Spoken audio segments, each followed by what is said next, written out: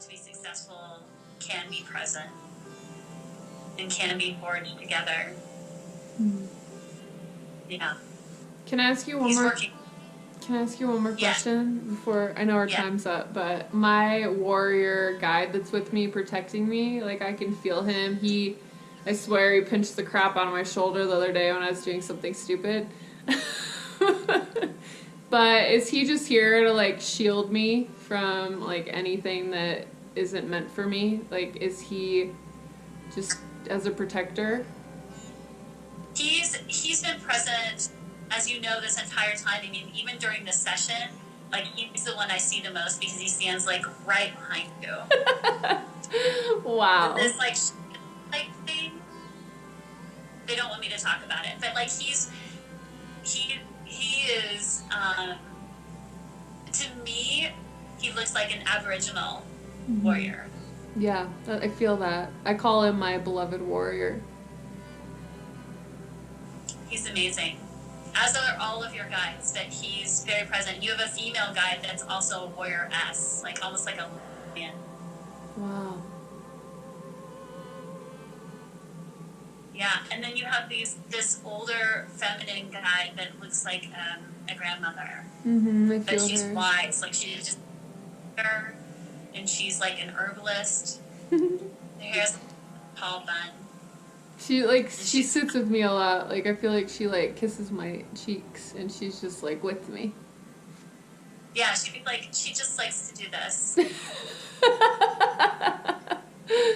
And so my guides, like, are they protecting me here from spirits? Are they helping like keep out?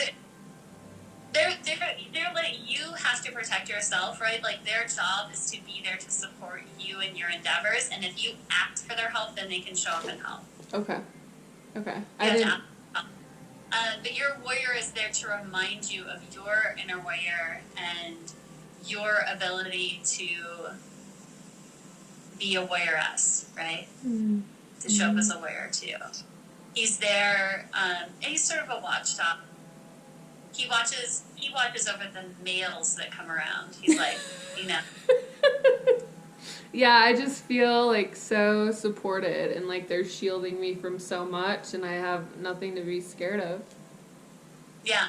They are there to remind you of your own inner abilities and outer abilities to protect yourself, to take care of yourself, to shine your brightest, to birth long loved plans that you've had inside of you since before you came into the earth. Like they're there to say like you can make this life plan happen. Yeah. Right? You're actually protecting yourself. Okay. It's like you, but you're a composite of you, right? There is no you. Yeah. So they're with me to remind me of myself. Yeah, they're there like being like, we are here, and you can have conversations with them. You can try to ask them questions. You can be like, thanks, that was a good reminder. They do that all the time. Yeah, I'm like, thanks, guys. I know, but left in you is like loves you, like wants like making salves and poultries and things. Like she is like all about that. You've got some beautiful, amazing guides like who are still waiting kind of in the wings for more of their abilities to come out in you. Like when you get into that arena, they're like, oh, we're here for that arena.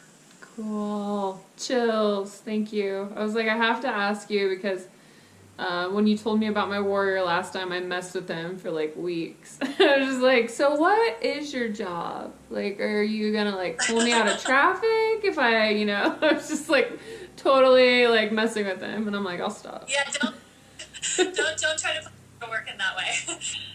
But their job is to inspire you and be there for you when you call upon them. And like, for example, I'm going to use somebody else as an example. Like when President Obama, before he got elected, he wrote a speech, A More Perfect Union.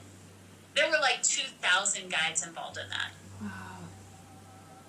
Right? Because it was like, he was trying to speak to the conscious and unconscious of the nation about this thing that's in the shadow that hadn't been brought out yet around racial discrimination and justice, a more perfect union. The entire speech was about trying to marry the American mind to the fact that it has slavery and racial discrimination in its past, present, Yeah, right? absolutely. So there were like 2,000 guides working on that. Like when Wow. Abraham Lincoln was writing some of the documents that he did around slavery, there were thousands of guides because there's all these different beings like us. If we were on the other side that are like, I have this particular thing that I am really good at, and we can put that in here for the collective to absorb at this level, right? Yeah. So like that happens. So like when you're creating, your guides are able to like come in and be like, I'm gonna have a piece, and like you've got a guide who's really good at like, building a mathematic. He's gonna come in for you Wow. some point in 5 years, right? And so they're all there Wow. to be called on by you and to be and they want to add to the collective through you, you know. Right. They want So- their messages to come through. Yeah. We're trying to elevate. We're trying to, you know, we're Yeah. trying to transport ourselves out of the locked in places that we get Yeah. and to be elevated above those spaces. And their voices come in to help elevate all of that. Absolutely. Right. That makes perfect sense. Just like channeling and like sitting all day and letting those messages come through. Those are my favorite Right. days. I know. I think it's wonderful. I mean, Elizabeth Gilbert, I've probably told you this before, but Elizabeth Gilbert does a TED Talk on creativity and genius. And she was like, did you know that in olden times and in other places, people never claimed their own work? Wow. They would just say, I'm lucky the muses were good to me today, right? And it makes allows our sense. ego not to be attached to it because you're literally channeling in this information that's coming in and you're the conduit, Yeah. you know, but there is no me and there is no you. So like, there's no reason to get into this like me, right? This grandiose me and I created. It's like, it's a Right. composite of beautiful, amazing beings coming in and all the hard work that you've done in order to be in this place, It's so true. Yeah. right? It's all coming together. So there can be a humbling place of